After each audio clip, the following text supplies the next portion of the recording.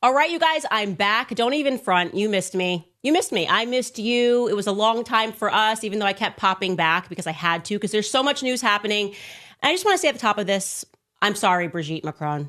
I really feel like I would have been so much nicer in my delivery had I not been pregnant about your penis. And it was just, things got out of hand. And I hope that, you know, when I do series 2, that I'm a little bit warmer and kinder because I'm no longer too pregnant for this. Anyways, you guys, so much happening. Apparently, I'm back in time for World War III. And I hate to say that we told you so. By we, I mean me and Ian Carroll, who is joining me to discuss everything. So welcome back to Candace.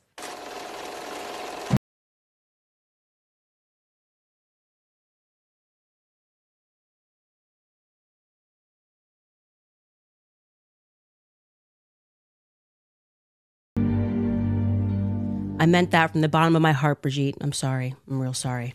Ian, I mean, it's incredible. You should go back and watch our first episode together because we discussed so many topics. We obviously have been discussing Israel, the propaganda that's happening, and it's looking like we may be going to war, which either I had a crystal ball, you had a crystal ball, could see into the future, or this has been the most obvious and the most planned war in the history. And we're not the only ones. ones. A lot of people saw it coming. It was clearly the agenda. Why? But that's not the only thing that we talked about in that first episode. We also talked about Elon Musk.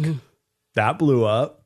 I have an update. By the way, that's another thing I missed. The war between Elon Musk and Trump. There's some things that you guys should know. And I'm probably going to have my account banned for discussing it, but it's totally fine because I'm comfortable when I'm being banned and dismissed and in trouble and have people delivering legal letters at my front door. Okay, so I want to start this episode by a clip that I wanted to respond to, and I think really it has become an analogy for where we are at right now in America. Yeah. In case you guys missed this, Dave Portnoy, I know I have a lot of people that watch this internationally. Dave Portnoy is essentially this guy who runs Barstool Sports, which when I was in college, they used to pick like a hot college girl of the month and you'd be the Barstool Sports girl, whatever it is, you know, kind of a little trashy, a lot of trashy. And Dave Portnoy just kind of lost the plot recently. And I want you, in case you're this Monday morning thinking, I hate my employer, I can't believe I have to go to work, your employer could be Dave Portnoy. Okay, this is a real clip and I'll tee this up for you. They're speaking about a literal joke. Somebody wrote to Dave Portnoy on Twitter, called him like Rabbi Portnoy, I think it was. And this is how Dave Portnoy decided to respond to his colleague saying, I think jokes should be allowed. Take a listen. I think Rabbi Portnoy was a joke. You just don't get it, Kirk. You just don't get it. How many of these jokes? I get them all day, and they all sound like Mick. So how many of these jokes while people are getting murdered in the streets? Okay, well, you made a joke about people wearing jeans and getting raped, and then people were raped after that. I wouldn't blame you for that. That's insane to make that cop. Kirk, if you are doing that, no. It isn't. Kirk, it is. If you don't see the comparison, Kirk, it's to Mick. Do you think Mick making that joke is why some guy went to a kindergarten? It's all the fact that he thinks he can say that. It's not just him, it's everybody, and he's a troll. Kirk, if you just want me to kick him out, not mention it, not care that this kid is anti-Semitic, shut up. If you just want me to ignore it. Don't tell me to shut up. Shut the up, you bald Okay, go ahead. How's that? Oh, it's kill. I'll never recover from that, Dave. Go ahead, continue. I'll never recover. Well, you're the one who big boss man, don't tell. I'll tell you work for me. Okay, go ahead, continue. You little bitch, you work for me. Sure, you bet. For now, you continue. Don't? For now, quit. I don't care. Is this show or not a show? Like, is a show or not a show? Like, we can't have a conversation? You're an idiot. Okay, continue. You're literally saying people should be allowed to make Jew jokes, say whatever they want right now. That's what I think people should be allowed to make jokes. So how many Jews have to be killed before you stop? Wow. How many, Candace? Many? Just how many? 101 before he stopped telling jokes. About 6. I mean, it's like, this is insane. I saw this clip and I just could not believe. First and foremost, I just have to say, any person speaking to someone that works for him, and he just went for slave master there. I mean, it was like whatever is in him, that is not someone that you should work for. I mean, not in private too. That was like a public podcast, like that. He knew that was public. Mm-hmm. And his logic here, Ian, I can slow this down for you because I don't think that you perhaps. Yeah, please do. This logic is so impenetrable. What he's saying is that if you make too many jokes, like if you call him, I don't know, Rabbi Dave too many times, then there will be death. And so what do you think about that? jokes. Oh. Well, then we should probably ban free speech. That's where and we're protect going. Jews from the dangerous jokes. Yeah, because I grew up in the 90s where we were all making fun of each other. And so to see us kind of suddenly in this environment where he is seriously saying this, and I do want to say to his employee, he humiliated you. I mean, you have to at some point have some respect for yourself, like a shred of respect for yourself, and a paycheck cannot be worth it. And that is that moment. It's humiliating. You could try to turn it into a joke. He didn't apologize for it. But the reason why I wanted to start with this clip, because I really do think we have seen this over the last couple of years leading up to this very planned war with Iran. What happened first was a very obvious infiltration of a propaganda war where they just started accusing everyone of anti-Semitism, right? I was a victim of this. First, of course, shout out to Kanye West, went down first over a tweet. And then very quickly, we ended up at Rachel. Miss Rachel is anti-Semitic. And I think what they were doing was they were kind of priming the environment for nobody can question anything a Jewish person says or does, or Israel would cease to exist, whatever it is, because they didn't want us to prod this narrative of us needing to come to Israel's aid yet again. And they elaborated on that narrative with people like you and me and Tucker and lots of other like pundits, people that are commenting on the news. They elaborate on the narrative. So it's not just that you're anti-Semitic or you hate Jews, but you're actually funded by Arab nations. You're funded by terrorists in Qatar, so that hopefully their constituents wouldn't even listen. Because the moment you start listening to what they're saying and you listen to the propaganda that they're spewing, it just does not make any sense. It does not add up. Like, we should be censoring Jew jokes in America. Like, just calling somebody a rabbi. I mean, not the First Amendment, hope your right? skin is thick enough. What is he, like 50? He's in his 50s, right? He's like 54 years old. Business owner. Log off of X. Are you kidding me? Like, if somebody makes a joke about me being black and I come apart and I think I now have the ability to like scream at an employee, I own you. You work for me. You work for me. That's not doing too good for the stereotypes. We're not disproving any stereotypes there by throwing a contract in his face, and saying, well, guess what? I win because I own you. And look at the contract. Like, that's maybe kind of what Kanye was saying about the inability to express yourself. Anyways, I wanted to point that out. And there's so much that we have to discuss with this very planned war and the propaganda that is coming up right now. But there is no question that the American sentiment on this war is no. Like, I actually think the propaganda, because they did it for so long and they took out so many people, like you went after Miss Rachel, it backfired, and now people have Israel fatigue. And by the way, for the international viewers of the show who don't know who Miss Rachel is, Skylar, we have a clip of her, right? And I'll show you why she's like considered an anti-Semite and they want her investigated by the DOJ. Take a listen to Miss Rachel and her terrible, terrible form of anti-Semitism. This is Miss Rachel hanging out with her new friend Rahaf. Miss Rachel is like YouTube's Mr. Rogers, with millions of subscribers and billions of views. Can you nod yes? And Rahaf is a 3-year-old double amputee from Gaza. She lost her legs when her home was bombed, and months later was medically evacuated to the U.S. إحنا رايحين على أمريكا عشان نكمل العلاج. Miss Rachel saw a video of the little girl, now living with her mom and a host family in Missouri, watching her show. She's just so precious. Hopping like a bunny, and she was kind of hopping on the couch. And arranged to have Rahaf come visit her in New York. Yeah. That's pretty hateful, honestly. Yeah, we should probably deport her. That's what's coming. They want a DOJ to investigate her. Yeah. You guessed it. Why? Because they think she's being funded by Qatar. No one could have a feeling about anything that is against the state or doesn't make Israel look good. Her not having legs, this poor child not having legs, doesn't make them look good. So what better way to deal with that than to say, cancel Miss Rachel? I mean, so probably investigate the child too. Honestly, has anyone investigated that child to see if the child is funded by Qatar? Because that's some propaganda right there. They went after Theo Vaughn. They went after Joe Rogan. They went after Daryl Cooper, a historian, for introducing facts about World War II that are not disputable. And so it was just becoming very obvious that there was some sort of an infiltration that was happening, and they all knew what their marching orders were. Bibi Netanyahu wanted them to emotionally manipulate us to think that, oh my gosh, you cannot even question anything the state of Israel is doing because we're in this very precarious state and the Holocaust is around the corner. And it's factually not true. And we have a right to discuss what our nation is doing, what we are funding, who is being killed by this, and whether or not this relationship with Israel serves us. Has it ever served us? War in the Middle East. Give me that time where war in the Middle East, when they said, it's going to be peaceful after this. We're just going to do one more regime flip. When did that work? Tell me the last time. And the craziest part is that they have not even changed the script from the Iraq War. It is the exact same script. They are weeks, months, they're right around the corner from weapons of mass destruction, from nuclear weapons. Like Bibi was on the stand in U.S. Congress in 2003, giving the exact same speech about Saddam Hussein in Iraq and about how we'll overthrow him and then this peace will sweep the region. He used some phrase like ripples of peace or something like that. That's, 20, 30 years later now, right? He's been claiming this stuff about Iran for 30 years. He's been claiming this stuff about the other nations he wanted to overthrow in the Middle East for 20 years. It's not, they didn't have very much creativity with this one. No, and I think that's what it is it's worked for them in the past. It obviously worked the best after 9/11, and we weren't allowed to ask any questions about that narrative because we didn't have social media then. And so we had this relationship where we assumed the media was telling us the truth.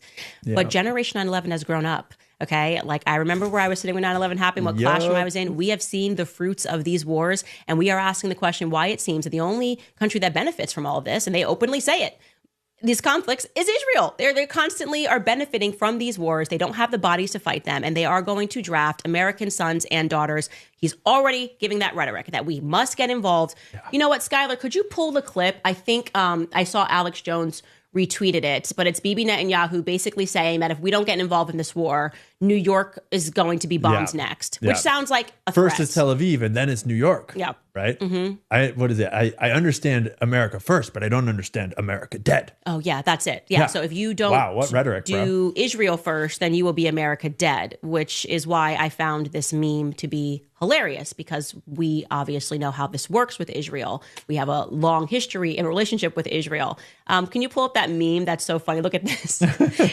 Who wants to do a false flag? It says, and this is the question.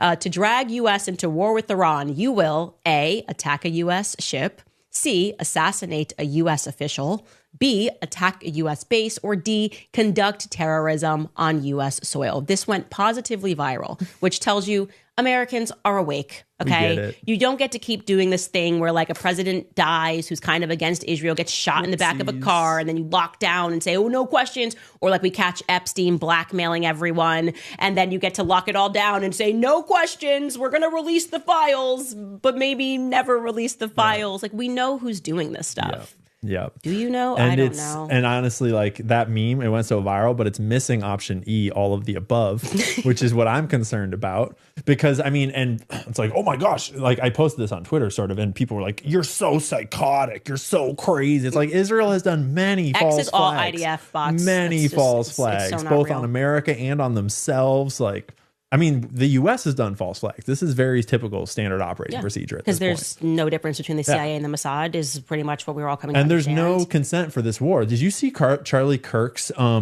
a poll that he put out like the day it all started? Charlie Kirk, who could not have an opinion before he found out if it was going to be popular with his audience or not, because clearly like his buddies want him to say one thing, but like his young conservative audience might not dig it. So he puts out a poll, should America get involved in the war with Iran? And it came back with about 500,000 votes as 90% no. Yeah, nobody wants to be involved in this war. Like and so they need to do something dramatic. And by the way, if you wanted to know this war was coming, the number one indication, which is the hilarity, because their propaganda is getting stupid. I don't know if they're just, old and out of shape. We're all heading in that direction. But when Trump survived the assassination attempt and we see this scrawny white guy from Pennsylvania, Matthew Crooks, who shot at Donald Trump, they then came out. This is reality, right? The deep state came out and said that this attack was orchestrated by Iran, that Iran was they had received intel just leading up to this, that Iran was going to assassinate President Trump. Then he was just the Republican nominee, or he was about to accept the Republican nominee. This is the most ridiculous thing ever. I'm going, okay, so you want me to believe that this guy, Matthew Crooks, was receiving what happened here? He learned Farsi they Kurdish approached him and can we get a picture of Matthew Crooks? Didn't look exactly to me like he could have had anything to do with Iran, but they went with this. They went with this. Despite his phone getting traced to like interacting with FBI apparent devices. And you mentioned how the deep state came out and told us it was Iran. Bibi was a big part of that messaging. Bibi just happened to have a tour in the US scheduled the week after that assassination attempt. And his script was clearly already written to blame this assassination attempt that turned out to be an attempt, to blame it on Iran. And so he just rolled with that script, even though it had already been debunked and people were already digging it all open. And it was so transparent at the time. Yeah. And he's, we have to be very careful. Iran. And I'm going, guys, you're too obvious. Like everything is just too obvious at this point. And you've lost the crowd, right? So even this conversation that we're having, you couldn't have it 2 years ago. No. You could not have it 2 years ago. And so many people's eyes have been awakened because the deception has become that obvious. Okay. I just want to read an ad from one of our sponsors and then dive into how you think Trump is doing responding to this, whether you think he knew that they were going to bomb Iran and how this is going to impact his legacy. Also, Skylar, if you could pull that clip, we may already have it, of Tucker speaking to Steve Bannon and his take on it. Let's do that. But first, I want to remind you guys about Preborn, because this June 24th marks 3 years since Roe v. Wade was overturned. But here's what you may not know. Abortion numbers have surged to a 10-year high. The battleground has shifted from the courtroom to our homes. Today, over 60% of abortions happen through the abortion pill, which is taken in silence and often alone. Preborn network of clinics are standing in the gap. They meet women in their most desperate hour. And here's what they're seeing. Young mothers, terrified and misled, are delivering their babies, tiny, perfectly formed, onto bathroom floors. These precious babies, once called just tissue, now lie lifeless. 11% of these women who take the abortion pill will suffer serious health complications. Countless others carry emotional scars for a lifetime. But if you give to Preborn, you're not just going to save a baby, you're going to save a mother too. You're giving her hope, financial support, and also the truth. Preborn has already rescued over 350,000 babies, but there are so many more who need our help. Your tax-deductible gift of $28 will double the chance of a mother will choosing life. So donate now. Just go to preborn.com/Candace. Again, that's preborn.com/Candace. Also, I'm always telling you about American financing. Well, this is getting increasingly important if we go to war. We all know credit card debt is crushing American families. And right now, summertime expenses are making it even worse. Vacations, gas, college tuition, it's all adding up. And most people are covering it with credit cards, charging 20 and even 30% interest. If you're a homeowner, you don't have to keep living like this. There is a better way. It's not wishful thinking. It's a smart, strategic way that you can get your finances in order. And that's with American financing. These are real people who look into your situation, and they will show you how to use your home's equity to pay off that high interest credit card debt. One low payment, no upfront fees, no gimmicks, just honest help from a salary-based mortgage consultant. Their customers save an average of $800 a month. Imagine what you could be doing for your family with that money. If you start today, you may be able to delay your next 2 mortgage payments, giving you instant breathing room. So don't wait any longer. Call American Financing today. The number is 800-795-1210. Again, that's 800-795-1210. Or visit americanfinancing.net/Owens, americanfinancing.net/Owens. Okay, Trump. It's such a shame right now. Let's just recap. Why don't you recap his statement-ish, what Bibi Netanyahu was saying, and what the problem is here. So before the whole war kicked off with, the preemptive strike from Israel. Yeah, just to be clear, they're either attacked or they attack preemptively, but they're never wrong, right? No, they are definitely defending themselves. Defending they clearly always. have the Even right when they to attack, defend they're themselves. defending themselves. Let's be clear. But we were in the process of having negotiations. It was literally the day before peace talks and deproliferation agreements with Trump, where the U.S. was going to meet with Iranians to talk about their nuclear program and talk about the tensions and talk about the whole war situation in the Middle East and theoretically move towards peace and de-escalation. And Iran seemed to think that we were acting in good faith. And presumably Trump and our team seemed to think that they were acting in good faith. And then Israel launches this attack, this preemptive strike on Iran. And Trump comes out and the U.S. position is we had no idea. We knew nothing about it. Just like with the strike in Ukraine. We didn't know. We had nothing to do with this. This was not us, even though I have some questions there too. Mm-hmm. And then Israel just comes out and is actually, psych. The U.S. was in on it and Trump was just tricking Iran, and they were so fooling Iran to just get them all into a state of calm and not suspecting. And it's bro, what are you doing? So if Israel's lying and the U.S. didn't know and Israel just played this whole weird game on us, that's so messed up. That is beyond messed up. Also, because we give them billions of dollars every year. Should be condemned. They should be cut off. We're cutting you off financially. But if they're telling the truth, that is also super messed up. The blowback of that in the future is completely unknown. Because next time, suppose it's nuclear Russia or suppose it's nuclear North Korea that we're trying to negotiate with next time. How seriously are they going to take our reaching out to want to de-escalate something when this is what happened to Iran. Well, here's what I will say. What makes me uncomfortable is the fact that Trump doesn't instantly just come out and say Bibi's lying. If Bibi, you think he's so bold that he's going out there and he's saying, Trump actually works for me. He lied, right? He dangled the carrot for you, said you were going to talk while we were just setting up to blow up, to blow up your facilities. Exactly. And if Trump is saying, or if the signaling is that, no, that's actually not true. Trump is quick with the tweet. He's quick to come out and say, not this time. Yeah, exactly. And so his silence to me is very suspicious. But I do want to show this clip of Tucker Carlson. Do you have that, Skylar, available? Okay, let's run Tucker Carlson discussing this. Take a listen. He's speaking with Steve Bannon. I actually really love Trump. He's a deeply humane, kind person. And I am saying this because I'm really afraid that my country's going to be further weakened by this. I think we're going to see the end of American empire, obviously. Other nations would like to see that, and this is a perfect way to scuttle the USS America on the shoals of Iran. But it's also going to end, I believe, Trump's presidency and effectively end it. And so that's why I'm saying this. What do you mean by that? That's coming from you. That's look, I knew Bush. I knew George W. Bush. Family connections to Bush. I knew Bush.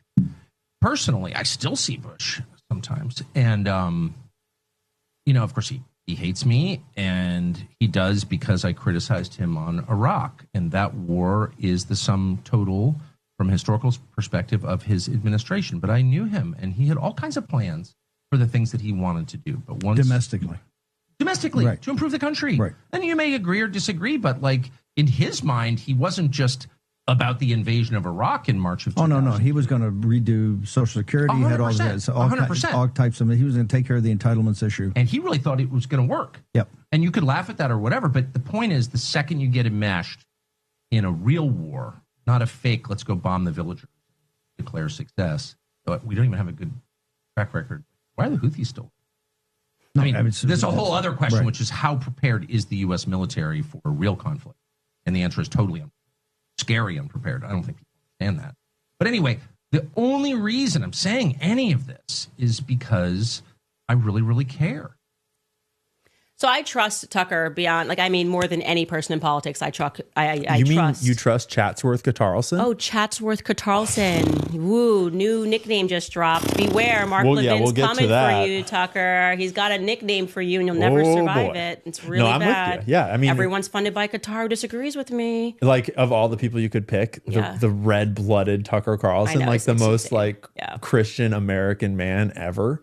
So he's saying he's certain that Trump didn't know. I am certain. Okay, and by the way, people in the chat are saying, no, Trump said he did know. And I forgot about that. His first, you can maybe look for this, Skylar, but I think the first message he put out suggested that he knew on Truth Social. It did. And then he walked that back and said, we had no idea. And if you come for us, we're going to come for you. So like I said, there just seems to be a little bit of communication failure. I trust Trump Tucker, wouldn't want to look, but would Trump tell Tucker or would anybody, would they be honest with him? That I was plotting and did this. I believe that Tucker believes him, but like I said, Trump has the ability to fire off a tweet and just be like, you're a liar, Bibi, and your mama's a liar. And he's not doing it. He's not doing it. And to be fair, let's be real. These wars are not planned by Bibi and by Trump. These wars are planned by bankers, and they're planned by neocons in the permanent government, and they're planned by tech executives and by the executives at the war machine. These wars are planned by much bigger interests than just the president and the prime minister of Israel. And so the movements to get this war in place had been going on for years. Right? And this war, let's be real, this war is not about the nukes at all. The nukes are the pretext. The nukes are the WMDs. This war is about the oil, the IMEC corridor, the canal project that they want to build, the Ben Gurion Canal. This war is about global trade and about the US dollar. It's about much bigger things and about destabilizing the region.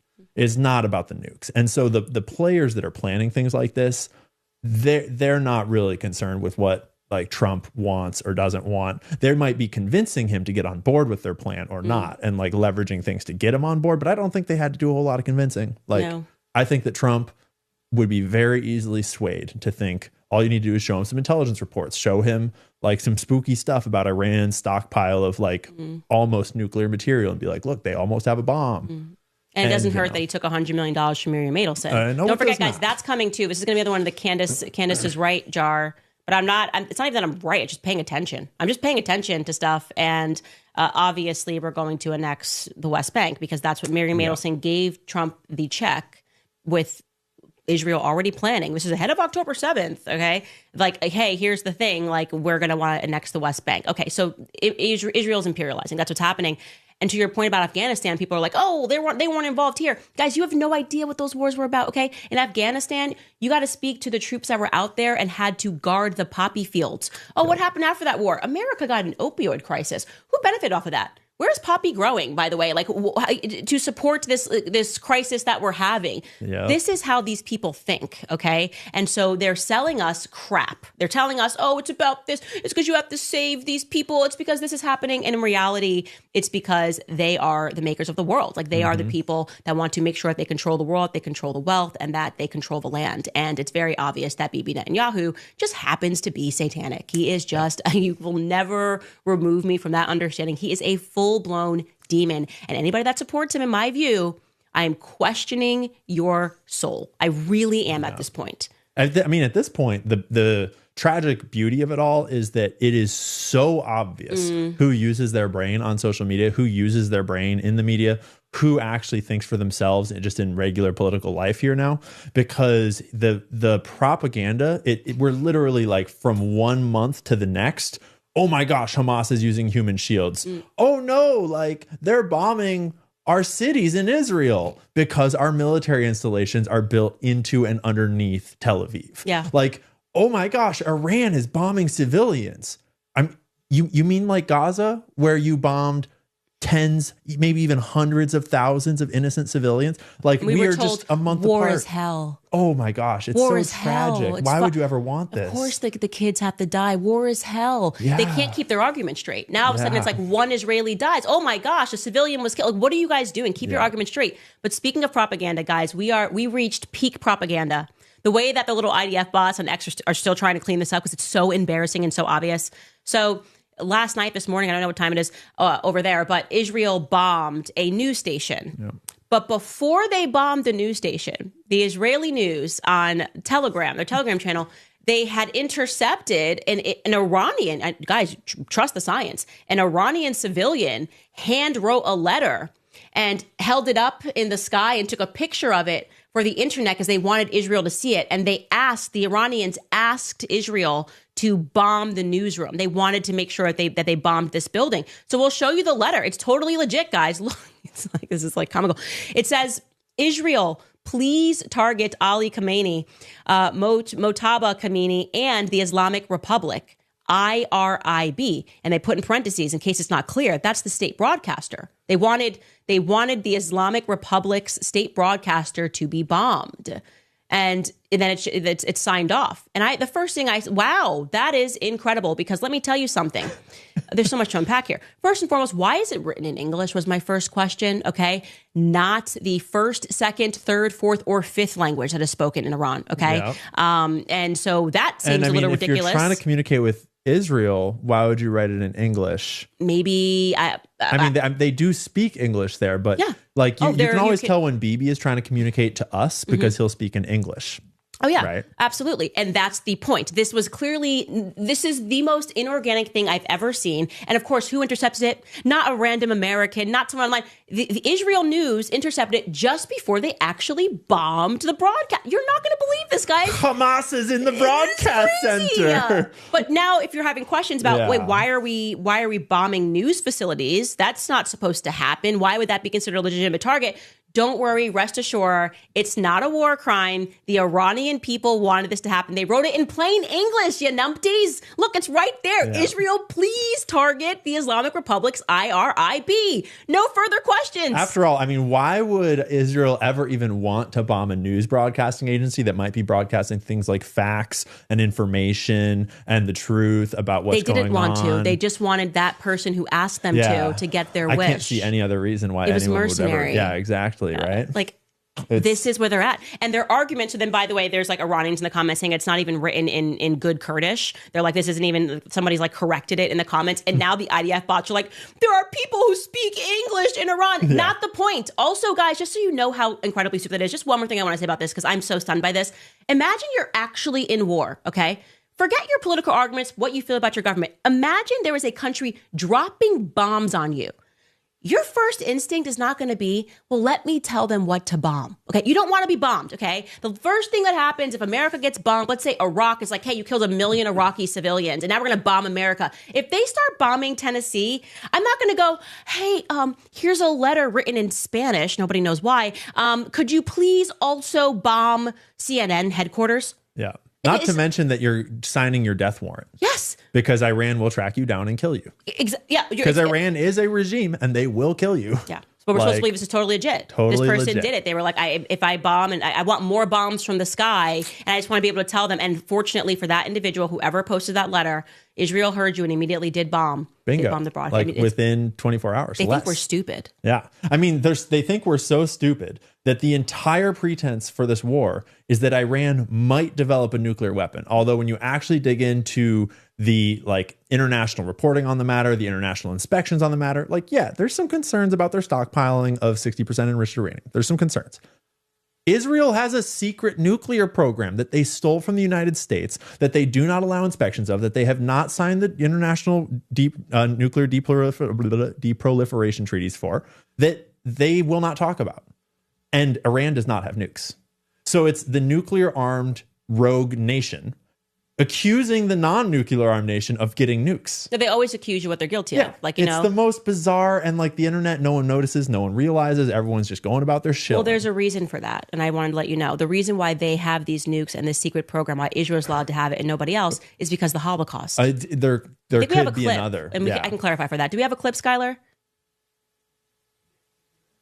Yeah, the 60 Minutes clip. So we can go ahead and clarify for you why they are allowed to do what the rest of the world is not allowed to do. And take a listen, world. Yeah. Why should the world tolerate you having nuclear weapons and not, say, Iran? First, again, we never admitted to have such weapons. But the very comparison is, I must say, it's very insulting, and I tell you why. We suffered one Holocaust. We listened to our neighbors. Is it because of the Holocaust that you should be allowed to have nuclear weapons? You know what? This interview was finished now. Your attitude is so hostile, and your questions are so arrogant. I don't want to speak with you anymore. There it is. So hostile. It's so hostile. He did a blood libel right there on the screen. Live. I couldn't believe he did it. He asked him, why are you allowed to break international law? And he said, well, the Holocaust happened. He said, you think because the Holocaust happened, you're allowed to break international law? And he just goes, well, this interview's over. Yeah, never again this interview. Yeah, never. Oh my gosh. It's over. I mean, it is ridiculous. It is ridiculous that this is the argument that is used every single time. You are allowed to commit Holocaust now because of the Holocaust. That's literally what's happening in Gaza. It's a Holocaust. By any interpretation, it is a Holocaust. By the way, Holocaust is a Catholic word. And you can't use this word. No, this is exactly what is happening here in the Gaza region. And when we notice it, it's like, well, you're not allowed to ask any questions about anything that Israel does. So that's emotional manipulation. And that tactic is now over. Okay. Yeah. You've done it. You've gripped it off of that for long enough by telling people that you cannot be questioned because of this. And now we have some questions because what you are doing appears to be demonic. You just seem to be causing issues everywhere. Bibi Netanyahu. Okay. Your episode, by the way, is about to hit 1 million views on the Bibi files. Can you just speak a little bit about that? Eyes so much. Anyone that hasn't seen the Bibi Files episode I did last week needs to go watch it. There's a documentary out because a lot of people have heard that Bibi is corrupt or that he's got a trial or that he's on trial or that the protesters in Israel are protesting him. They don't realize that Bibi Netanyahu is going to prison. The moment that the wars end, Bibi Netanyahu is going to prison. Israel has sent prime ministers, presidents, and defense ministers, high-level government officials to prison for far less than Bibi has clearly committed. Wow. It's all on camera. It's in the documentary. You can watch it for yourself. And the only reason why he's not already in prison is because he got the farthest right coalition he could possibly find of these literally Jewish terrorists into the government with him. And they took Israel's government in the elections, which he rigged because of it. Allegedly, because of his buddies in the media, which is why he's on a corruption trial. And they got elected because he made a coalition of the most extreme groups. And then October 7th conveniently happened and they go to war. And the documentary very clearly lays out how October 7th is clearly a a caused effect of this coalition that he brought in to keep him out of jail, to keep him out of prison, because now Israel is not focused on his crimes. They're focused on war and the existential threat. And so suddenly we have another war. And it's like Bibi Netanyahu will do anything to save his own skin. He will do anything not to face judgment. And the episode I did lays it out. The BB Files documentary lays it out even better. And I mean, I don't see it ending because he's going after their courts. He's starting more wars, and he will go to prison the moment that it calms down in Israel. I will say this. I always try to look at the glass half full. I am just a naturally optimistic person. I do very much. I am grateful that this is happening because it's like finally the entire world is awakening. And it's so funny when they try to pull these, and when I'm saying I'm talking about all these little IDF bots, and they're like, look at this clip when Candace used to be a Zionist. Yeah, buddy, that should tell you you're losing. Like, support for you has collapsed because everyone is waking up to the fact that you have run the longest game of propaganda ever. I mean, you look at how they attack everybody's mind. The public school system, okay? We are just completely conditioned to believe, like, we talk about World War II. We hardly talk about what the Bolsheviks did. We hardly talk about what happened to the Christians. We're always focused on this belief that Jewish people can only ever be the victims. They can only ever be the victims. If they don't get you in the public school system, because this public school system is failing in 1,000 different ways, but not in emotional conditioning, they're going to get you in Hollywood. Movie after movie after movie, given awards, and, telling once again another tale about the Holocaust, which, pulls at your heartstrings. And so you go, okay, look, we can never allow this to happen ever again. In the South, and this has been something that I did not expect, but so many people have emailed me and said, Candace, I left the Baptist church, I left whatever Protestant church, because I suddenly started seeing this. Like, how can we justify what Israel is doing? And you have our pastor standing up there saying it is your duty to defend them and just ignore the Holocaust of the Gazans. And so it's awakening people, and they are now getting baptized being received by the Catholic Church.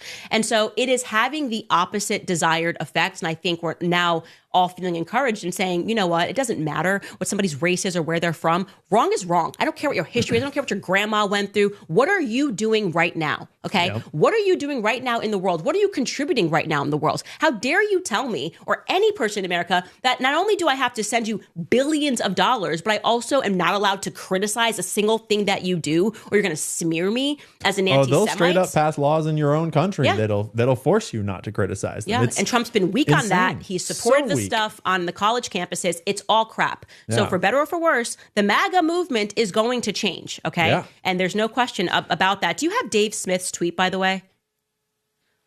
Yeah, there's a tweet where he explains, like, he's talking about the Trump dilemma, and I think it's very well written, so we can speak about that. Yeah, Trump is on the edge right now. He's ready to burn his entire legacy to the ground because everything was laid out for him. All he had to do was close the border, deport a bunch of people, and not go to war. It was gonna be just fine. And maybe release some files that were already on Pam Bondi's desk. And so far, it's failing on all three counts and actually going to the wars we didn't want. And it's really sad. Or does he care more about his familial legacy? Is he thinking, well, Gaza happened, and the first thing he said was talking about Trump hotels that could be built there. You had Jared Kushner speaking about, right after October 7th, speaking about how much the property could be worth. I mean, speaking like Trump's and Kushner's. Yeah. And is that where his mindset is at? Is like, I don't have much time, so all I got to care about is my family because he's older. I don't know. I'm not sure. But what I do know is he could very easily defeat this narrative, and he could put our minds at ease by simply coming out and saying, Netanyahu's lying and I'm not okay with it, and here is how I'm going to punish him for his lies. He's not doing that. The silence is a little bit deafening for me. I'm going to be honest. Yep. I just want to throw it to one of our sponsors again before we get into what I know about Elon Musk, because what a rabbit hole. We're reminding you guys about PDS debt. The American dream is under attack, and hardworking Americans like you are being crushed under mountains of debt. Why? Because creditors love debt. They want you to be stuck in their high interest trap. They want you drowning in student loans, credit cards, skyrocketing mortgage rates, because when you're broke, you're controllable. So what do? You take control, you fight back, and that can start with PDS debt. They've helped hundreds of thousands of people live debt-free. PDS debt goes beyond the numbers to understand your unique financial situation and craft a personalized plan designed just for you. There is no minimum credit score required. They're here to help you save more, pay off your debt faster, and start putting money back where it belongs, which is in your pocket. PDS debt is A+ rated by the Better Business Bureau, boasts thousands of 5-star reviews on Google, and holds a 5-star rating on Trustpilot. Why? Because PDS has helped hundreds of thousands of people get out of debt. You are 30 seconds away from being debt-free. Get your free assessment and find the best option for you right now at pdsdebt.com/Candace. Again, that is pdsdebt.com/Candace. Okay. let's talk about Elon Musk, because that there is a piece of this and something that I heard, which is very compelling and makes perfect sense. And some tea that I have, the tea is piping hot. Again, before I went on maternity leave, I was saying my gut's not right about Elon Musk. Okay. Yeah. And what happened while I was on maternity leave?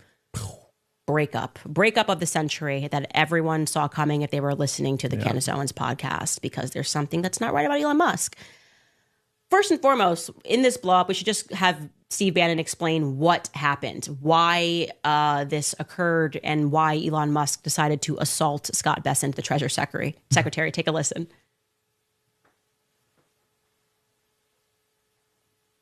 There is a process. You just can't come in and get everything you want and do it entirely your way with not thinking about people at all. And what Elon did, and I think the president tried to make sure that he had every opportunity. We all want to cut federal spending.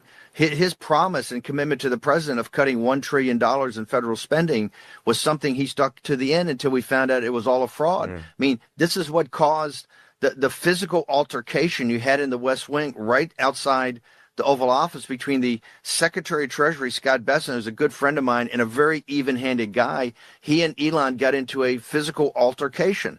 And that's because, number one, people felt that day that Elon might have been on drugs. And number two, Scott called him a fraud to his face and said, look, we're in the middle of a terrible budget fight. You committed to $2 trillion, then you committed to $1 trillion. Now you talk about $160 billion.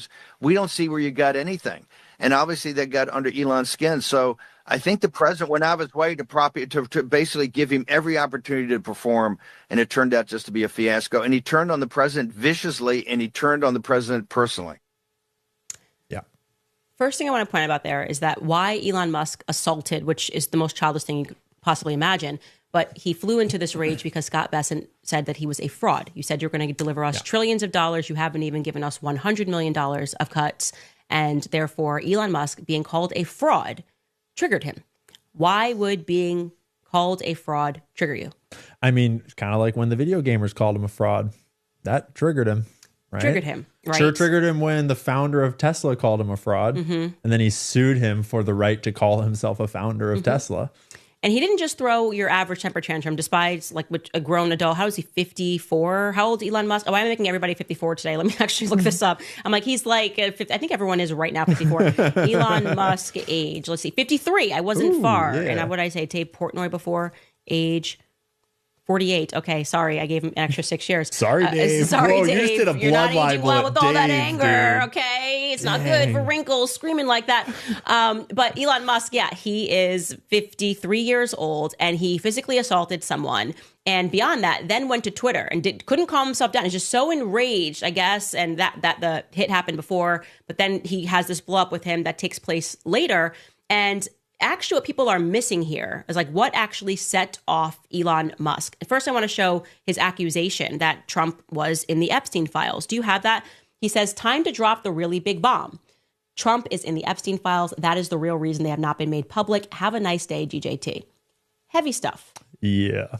I want to say I don't believe this. I'm going to be clear. On this front, Trump has never showed any indication that he's into young, super young women, or like he likes. I mean, he's made some weird comments before, but that's different than being in the Epstein files. Yeah, I think right? he's going to be on the logs, not going to the island. But it's already been shown that he's been in the logs because, like, that happens. You borrow someone's plane, you go somewhere, and I think he was with his kids or with his wife while he was on the plane. I don't believe that Trump is in any way, shape, or form into kids or that he was on that island. But Elon Musk saying it and being so angered as to say it is actually really revealing. So a couple of things that I know. First and foremost, what actually set off Elon Musk, I am told, I'll say allegedly, because I don't want him suing me like he, being in court with Elon Musk. But I am told that it was because Trump told, and you're going to have to look up this guy's name, but removed his pick for sitting in NASA. Could you look that up? Could you just remind me of what that guy's name is? I maybe wrote down this document. I'm going to see. I got to look up this guy's name. Someone in the comments. Yeah, because Elon was really invested in who was going to get put in NASA. Yes, I need to find this. And Trump flipped on him. What is it? Gerald Isaacman or Jared? That's right, Jared Isaacman. Here we go. Let's pull up this article. Trump drops NASA nominee Jared Isaacman, scrapping Elon Musk's pick. Okay. This sent him into a tizzy, and I will tell you why. I have it on good authority. The reason is that Elon Musk never went in because he was interested in saving America by looking for all of this excess spending via Doge. I am told that he was actually in there because he was interested in the data. Okay. And the greatest access that you could have to data would be via NASA. They have tons of data on Americans. And so when he set up that pick, this is why there was delay. The Scott Bessent punch or whatever hit happened weeks before. They kept it very hush-hush. And I know that for an absolute fact, that it actually, the media found out very late about when it took place. Elon Musk was set off because of this removal of Isaacman, which was kind of like a ha-ha, F-you final thing that Sergio Gore did. Sergio Gore kind of got Trump to do this, and then he lost his cool because the entire reason he apparently went in there was to get this data, and the reason why he wanted to get that data was because of his long-running feud with Sam Altman, okay? So for those of you that don't know who Sam Altman is, Sam Altman and Elon Musk started OpenAI together. Sam Altman has insisted that Elon Musk is a fraud, essentially. That he's just a rich kid's son. He spends his money. He did not found Tesla, even though he sued someone, apparently, allegedly. They sued the original founder of Tesla. Can you speak about that? There's a crazy article people can find if they start to Google this, where Elon Musk was a board member and the money bags behind Tesla early on when he founded and invested in it. And the actual guy that was the CEO and the brains behind it at the time, he gave this wild interview, one of the few he's done about it since, where he talks about how Elon was never involved, was never there, had no office there until Tesla started to get really good news coverage. And then Elon started to get really involved and was really angry and would scream anytime that his name wasn't mentioned in the press, even though he had nothing, like, was not the company. And eventually, after, he kind of took the company away from him and like ostracized the guy, Elon sued him for the right to call himself a co-founder. And so that's how Elon can now call himself a co-founder of Tesla, because he sued for that right, not because he actually co-founded it. So you have the Tesla guy founders saying, like, he sued me, which is he likes to sue people. And that is the reason why he's considered the genius founder of Tesla. You have Sam Altman and him, who have had this very long-running feud. Sam Altman also saying that he is a fraud. And apparently the reason why he wanted that data was because it was going to allow him to beat Sam Altman in an AI race. It's an AI race. That is what I am told. I will button this with an allegedly, but I feel very strongly about that. And that answers the question as to why he freaked out when Scott Bessent called him a fraud, because he's been accused of being a fraud many times in the background, from video games, which, what does it say about someone's character that they would hire someone to make them get the highest score so people believe that he's a genius, that you would sue someone to make them say that you are a co-founder of Tesla so that you can appear as a genius. You go into government and now you have Scott Bessent saying you are a fraud. You did not deliver on how you said you're going to deliver, and you hit him in the face. What does that tell us about Elon Musk? And he's apparently allegedly walking around with a little box of pills of all various different sorts. There's a whole bunch of reporting about Elon's drug use that is clearly going beyond what it started as. And what makes me uncomfortable about Elon Musk, and this is why I was never on the Elon Musk train, is that he tells verifiable lies. So he is saying that he did not do drugs. Anybody in the political world can tell you that that's not true. Okay, I can tell you, because I don't like this guy. This other person, Seth Dillon, told me that Elon Musk takes a ton of Special K. I've known this for years before he was at Doge. Maybe he stopped taking it and cleaned his life up while he was at the White House. But I can tell you that report. Yeah, Elon Musk is known to do drugs. So, okay, he allegedly does drugs, and people are speaking about his drug use and are concerned. Typically, this was brought to me. It was like a concerning amount of drug use. The New York Times did a whole special investigation on it. Yes, and is he suing them? Because he's got the money to sue them if this is not true, but he's denying it on X, saying that that's not true. He's denying all these things on X. And something else that makes me very uncomfortable, he comes out with this, I'm angry because you didn't put Isaacman as the head of NASA, and then drops this Epstein little thing, you're an Epstein. And then he starts retweeting. He retweeted Ian Miles Chong. Can we pull up that tweet? Ian Miles Chong writes, President versus Elon, who wins? My money's on Elon. Trump should be impeached and JD Vance should replace him. And this obviously went crazy. He's now calling for him to be impeached because he didn't get the guy that he wants. Whoa, was this today? No. Or is this an older screenshot? This was on the day that he was tweeting about, he was calling for Trump to be impeached. He was this angry about Isaacman not being appointed, okay? because his AI dreams allegedly are now being, or how much data he was going to be able to feed with that access being given to him, which is insane. But here's what's even crazy about that.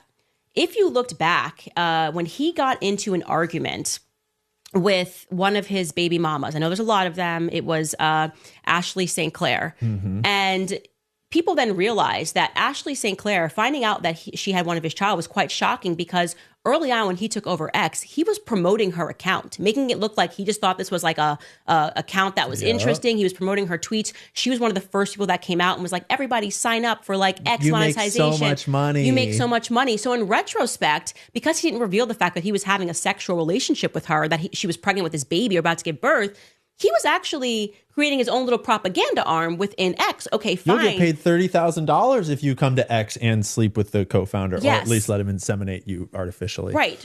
But he's also promoted that Ian Miles Chong account over and over again. I can tell you that I know for a fact that Elon Musk has a relationship, not a sexual relationship, has a relationship with Ian Miles Chong, because Ian Miles Chong has bragged, I have seen proof of this, that Ian Miles Chong is very close to Elon Musk. They text on the regular. So he is promoting that thought as if he does not know Ian Miles Chong. Again, just an account that I'm interested in, and not that Ian Miles Chong is actually somebody that he has a relationship with and who he is using as a propaganda arm of Elon Musk.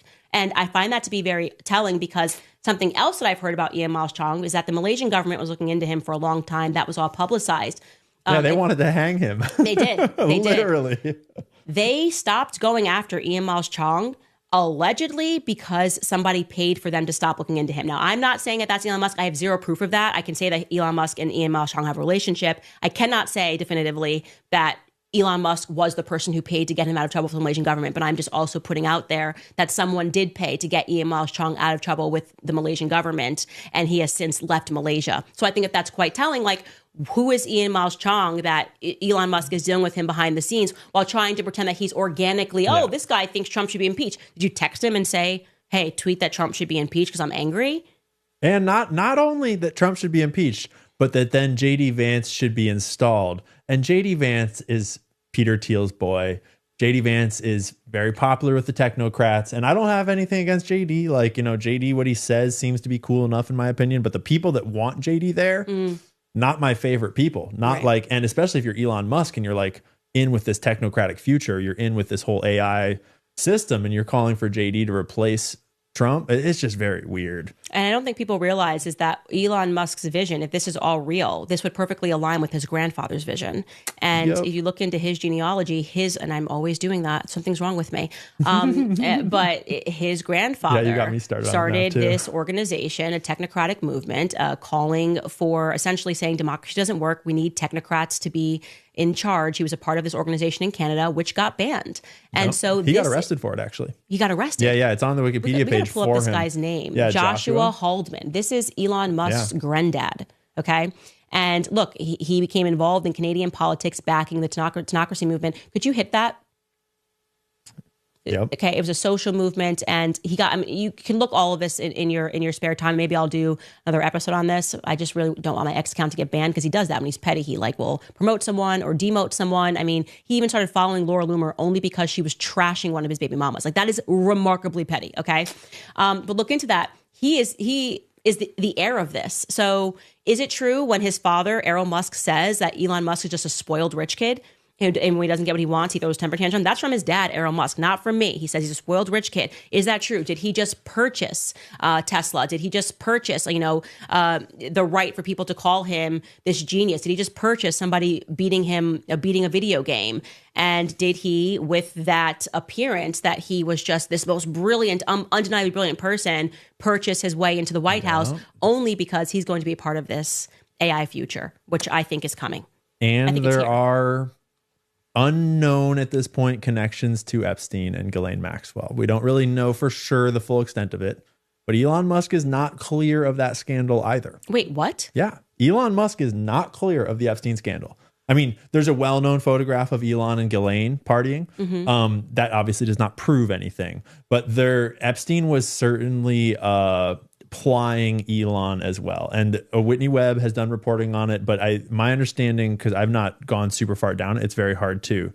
A lot of the reporting around Epstein for some of these technocrats is harder to tease out because it was more in the quiet. It wasn't these celebrities that got reported on so much. And so I don't have a strong understanding of how deep it truly does go, but I know there's a thread to pull on there. That's very interesting. Yeah, I just don't buy it. And like I said, when you look into his family is and what they believed and what their vision was of the future, and then you're telling me like, oh, your grandson's involved in all of this and he's trying to get our AI allegedly. Yeah. And I'm telling you that I feel very confident about what I'm saying about what he was doing in government. And I think Scott Bessent just being like, you're a fraud and calling him out on that led to him freaking out. And again, where there's one lie, there's many. He didn't have to address the drug use thing, but he chose to address it and to be dishonest about it. Because if it's not true, and then you think the New York Times is really staking everything on saying that you do drugs, and like I said, I've heard this years before the New York Times published this, just sue them. Yeah, like if the New York Times published a piece saying that I was a drug addict, I would be so happy. I'd be like, I'm so rich because I'm suing them. Because it's literally zero evidence of that. I don't do drugs. I don't even drink. So like that would be amazing if they did that. Instead, he's just like sending out a tweet like, haha, this isn't real.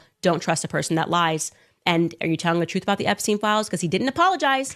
He gave like a half apology for what he said about Trump. I regret some of the tweets I made last week or something like that, right? Which ones? Yeah. No clarity.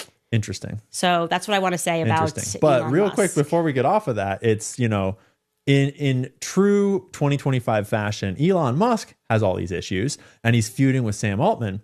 Sam Altman has all kinds of issues too, from whistleblowers that are winding up dead to a sister that's been accusing him of sexual abuse. The whole AI movement is evil. All of it. All of them. I want to I'm glad you called that out because I want to be clear. I'm not like Team Sam Altman because I'm pointing out Elon Musk's flaws. I think the entire AI movement is problematic and Americans need to stand up to it. Don't let any politician try to sell you like these people are futuristic and amazing. I did not like all of those AI creeps at Trump's inauguration. But what did that signal? Why did he have them all at his inauguration? Trump seems to be helping, whether wittingly or unwittingly, usher in this AI movement. And they want your data. They want to control every aspect of your life. And there's no question about that. They're competing with one another to acquire all of your data to create this AI future. All right, I want to get to people's comments because we are dropping some serious tea. I'm going to be in so much trouble. Whoops. I know. Whoops. I mean, I tried my best to get you canceled. I didn't try hard enough, obviously. So my PR person, this is really funny because he sent to me last night. He's like, just letting you know, like the Zionists and media are looking for anything for you to say on your podcast tomorrow. And Savannah responds is like usual. Whoa. Yeah. I'm like, what are you going to write next? Spooky. What are you going to say? Oh my gosh, I'm so scared. She's stupid. Yeah, shut it down. Well, shut it down. You've said way too much. That's the problem. Nobody believes you anymore. And we keep getting proven right. And so people are going to continue to watch the show because they just want to hear honest opinions, at least opinions that are based in fact and not in propaganda. And let me tell you, calling us Candace Owens and Tucker Carlson, nobody cares. Nobody cares. It's funny to us. It's funny because you're losing the propaganda war because you can't do the one thing that's necessary, which is tell the truth. All right, I want to at first remind you guys about Nimi Skincare because I saw someone in the comments say that I look like I'm glowing, and maybe it's because of Nimi Skincare. You guys know that in my time off since welcoming little Roman, I've been reminded how every single moment is so precious, and my daily routine has naturally become more focused on what truly matters. I've also been using this time to treat myself in small ways, and that includes with Nimi Skincare. Nimi Skincare is not just another beauty brand. It's a celebration of faith, family, and freedom. They are proudly made here in the USA, and they have just extended that quality from skincare for your face to your entire body. They just launched their new Foundations Body Bundle, and it's a complete 3-step routine. It starts with the Botanical Bliss Body Wash, which gently cleanses with niacinamide and soothing botanicals. Then the Revitalizing Sugar Scrub, which exfoliates and it hydrates with vitamin C and coconut oil. And you finish with the Restorative Body Lotion, which deeply moisturizes with hyaluronic acid and aloe vera. It leaves your skin feeling nourished all day. It's a complete system for healthy, glowing skin from head to toe, made with quality, effective ingredients that you can actually trust. So if you're tired of giving your hard-earned money to companies that don't respect your values, I want you to go to NimiSkincare.com and use code Candace10, and you'll get 10% off your order. That's NimiSkincare.com with code Candace10 today. All right, let's get to your comments. We're so much. I don't even want to look at the internet. So I can't even go. The IDF bots. You have the best comment sections, though. I know. Yeah. I know. The IDF bots flood your chat, but they can't touch your comments. No. They can't. You can always see where they are. And like I always tell you, X is like where. Yeah. But they admitted it on camera. They're like, we've got TikTok under control and X under control, and you see the shift because when Elon first brought X, there was so much anti-Israel trends, and then he just like disappeared them. And now we get all of these accounts who are obviously like being controlled by the IDF because they have all of these like cells, which you can go online and look this up. This is not a conspiracy. They have cells that fake write comments on Twitter. They edit Wikipedia. Yeah, literal soldiers. They willfully, literal soldiers, IDF soldiers that are doing this because they've always understood that it's an information war. And finally, it is a war that they are losing. Okay, comments.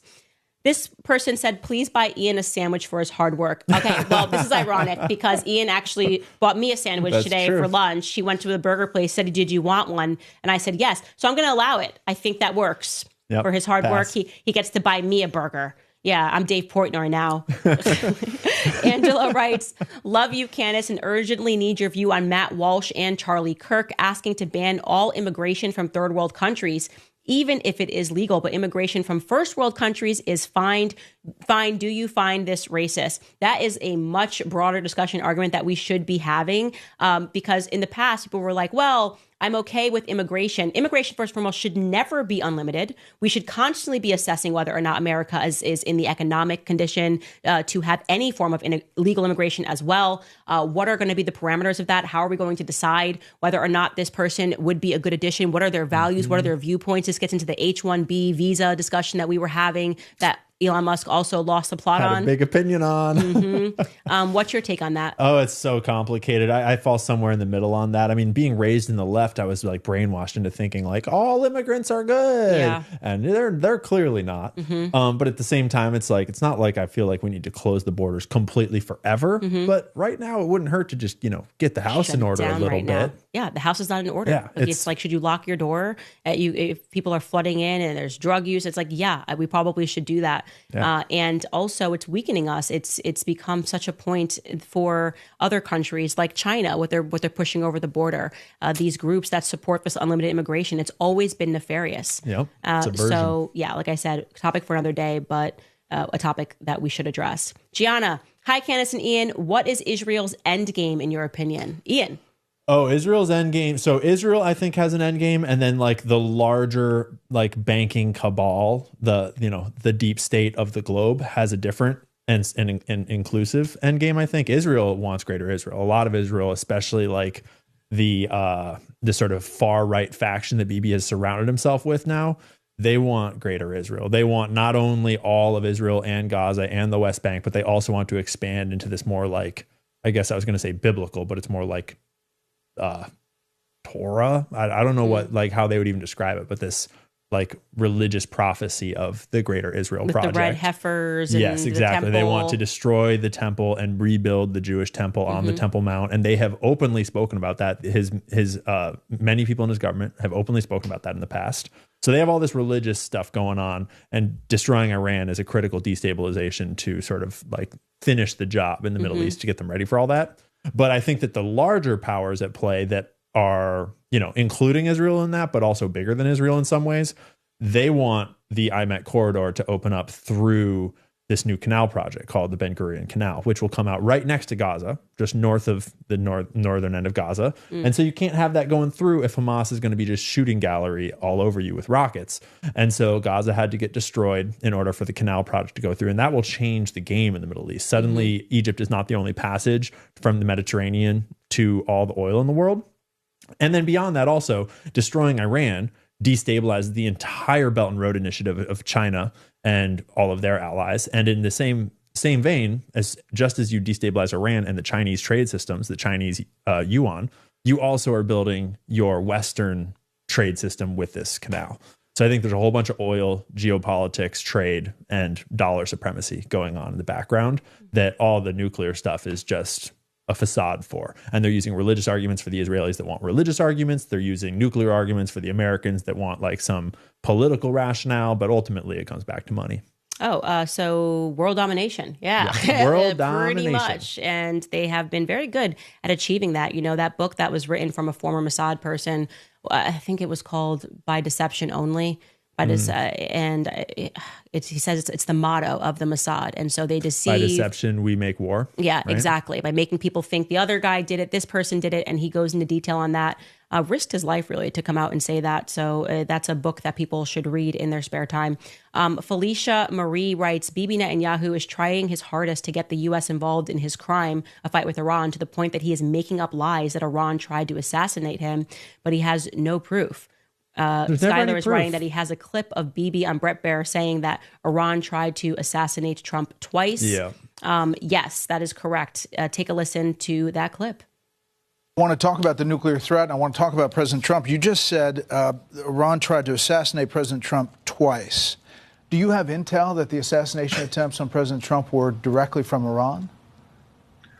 Through proxies, yes. Through their intel, yes. They want to kill him. Look, he's enemy number one. He's a decisive leader. He never took the path that others took to try to bargain with him in a way that is weak, giving them basically a pathway to enrich uranium, which means a pathway to the bomb, padding it with billions and billions of dollars. He took up this fake agreement and basically tore it up. He killed Qasem Soleimani. He made it very clear, including now, you cannot have a nuclear weapon, which means you cannot enrich. He's been very forceful. So for them, he's enemy number one. Yeah. Look, they also tried to kill me, but I'm his junior partner. When did they understand that President Trump is a great threat to Iran's plans to weaponize nuclear weapons and use them. That was such a miraculous non-answer. Mm-hmm. As soon as Bret Baier asked him directly, point blank, do you have intelligence to indicate that? Mm-hmm. Well, yes, through their proxies, their intelligence, they want to assassinate him because he's such an enemy. He's such a friend to us. He's such an enemy to them. Blah, blah, blah, blah, a bunch of garbage. Yeah, absolutely. And he does not have intel on that. No, it's not one bit. It's the JFK playbook. You know what I mean? And then if something happens to Trump, we don't know. It was definitely Iran. Whatever is good for us, it definitely was that. Somehow they always make a way. In every war, Israel wins. It's amazing. Even the ones they're not involved with. In every war, Israel lies. Exactly. Through deception, they get people warring with one another. We have to wake up to that and learn more about history and what they have been able to accomplish through that deception. Well, it's understandable because we're finding out that they can't exactly win the wars without us, apparently. Because clearly, that's the whole reason they're doing this. It's not going so hot over there right now. Here's a letter. Please bomb. Please bomb in perfect English, shared across English channels. Okay. This person writes, all gas. This is All Gas No Breaks. That is the username. The Sum of All Fears movies alludes to Israel having nuclear weapons via the U.S. That's from 2002. Yes, we've known that for some time. Make It Known writes, where do the controllers cooperate? The Antarctic Treaty, industrialized nations of the worldwide COVID rollout, IMF banking, cooperation with all space agencies, physicists sent to the Hadron Colliders worldwide. War is a racket, Major General S. Butler. That's an interesting, so if I'm hearing that comment correctly, they have an interesting take, which is that you can tell what's really going on by seeing what they all work together on and what they are all aligned on. And they give some examples, like they all have this peace treaty in Antarctica that is super weird, got some questions, and they all, work together on space stuff, and they all work together on and that is an interesting way to look at the world. Yeah. I mean, it's similar to how when you look at what is the news all saying for us to believe right now, cool, I'm going to believe the opposite. I like how he's thinking. And to that note, Bilderberg just happened right now. That's exactly right. Actually, Xavier Buzard was telling me something about Bilderberg and Epstein, and he's working on another book. And so we're going to be doing potentially an Epstein series. We got to bring you in for that. Everyone in the comments is like, you got to keep Ian around. Guys, I'm trying to entrap him. You know, I'm not totally against being violent and trying to keep him down here. I don't even let the team have a window. Like I can get there. I'm on my Dave Portnoy. Just give me time. Okay. This comment I actually have a lot to say about. This is from Benny D. He writes, I feel like transhumanism is the technocratic religion. They worship technology and what they hope to gain from it. They care about pushing new tech and not so much about people. Okay. I don't want to say too much because if you're not in my book club, this is going to sound like I'm rambling. But one of the things that we are inching closer to is understanding that the religion behind that. And I'm learning more about Kabbalah. Actually, this book right here, you guys are going to ignore this sound. This book, which we cannot get copies of for more people, but Sigmund Freud and the Jewish mystical tradition. Whoa. I've been doing a lot of looking into theology and learning about the origins of Kabbalah and this idea of the tree of life, and thinking that if you want to overtake what is godly, then you have to you have to create life, become the creators of life, the creators of death. And it stuck with me. This war on fertility is very real, right? We're having so many young women that are struggling to have one kid, and they are literally turning to science and medicine. And like I said, science has been competing with God for a long time. And of course, they laughed at me. For some reason, the IDF bots on X really hate when I say that. She's so stupid. Science is trying to compete with God. No, literally, right? They want to be the givers of life. And I have it on my heart, and I'm going to speak about this more with my other series where I talk about vaccines and stuff, but the war on fertility is real. And something that really spooked me was that a lot of people who are born of IVF, are struggling to conceive themselves. Yeah, when you told me that, it blew my mind. I did not know that. And I want more data on this, so this is very early. So if you are a person and you are, your parents had you via IVF and you are struggling to conceive, I would love for you to just write in the comments, send us a note and speak about that. Because once I saw this happening with a few of my friends who are born from IVF and they're struggling to conceive, I got interested and I just Googled. I said, do they know this? You're trying to be the creator of life. Have you considered that those women, when they grow up, are going to have difficulty conceiving? And they gave an answer that Big Pharma does not make me comfortable. There have been some studies that show, but there's not enough data to conclude that when people grow up and these women grow up, that whether they're able to conceive or not. I'm like, okay, well, what if they can't? What if you know that 80% of people that are born from IVF cannot conceive themselves? What does that tell you? Where does the power go? You have a monopoly on birth. On birth. And all you need to do is convince one generation to get on board. Yes. And this gave me a heart attack. And so I want women that are listening to this to understand there is a war on your fertility. The food what they are putting into the food, they know that it is toxic to fertility. The vaccines, they know that it is toxic to fertility. They admitted it after the fact with COVID. Mm-hmm. They lied, they gaslit you when we were saying that they were having menstruation issues. They knew that. I know without question my reaction to the Gardasil shot. And I don't care if that sounds crazy and conspiratorial. I want you to wake up to the fact that fertility is a God-given gift. And I believe that there are people who are satanic and they want to overtake that. And they do this. They accomplish the most power when they tell you that they're trying to help. You know that. They constantly are trying to convince you, well, AI is going to help you. You'll have self-driving cars. Think about how Starlink is going to help you. All you have to do is just let us control everything in your life is going with to be. With IVF, you can choose the traits of your baby. You can have the perfect baby, no complications. By the way, Elon Musk has been one of the biggest PR firms for IVF. Yeah. The overwhelming majority of his kids were all had via IVF. Somehow we have a tech billionaire that's not actually sleeping with all of his baby mamas. Right. Like, that's so weird and wrong. Like, but he's randomly picking them, and he's like become this person of IVF is amazing. Yeah. So he's become this like spokesperson for it. And I am telling you, and it breaks my heart because I know how much women are going through to just be able to have one kid. I have so many friends that are going through this right now, colleagues that are going through this right now, and they would give anything for the gift of life. And you don't realize how much of a gift fertility is because they're also polluting your mind via feminism. Throw it out. Who cares about any of this? And I want you can make changes. Yeah. I think we both know women. I know a woman like close to me that had serious fertility issues that didn't think that she could get pregnant, and then did some things like went to some therapists and changed some things in her life. And for her, suddenly she got pregnant. Like there are lots of ways, and it's obviously different for everyone, but don't give up hope. No. Don't ever, resign your fight for your fertility, because whether it's, the poisons in your tampons, or it's the poisons in your food, or all it's on purpose, right? Or it's your birth control or whatever it is. Like, just work it one thing at a time. Poison, not by accident, all sold to us as help. You'll be able to do the splits while you're menstruating. Do you have a tampon that's completely toxic? Like, don't you always want to do the splits while you're menstruating? Yeah. This is kind of sport.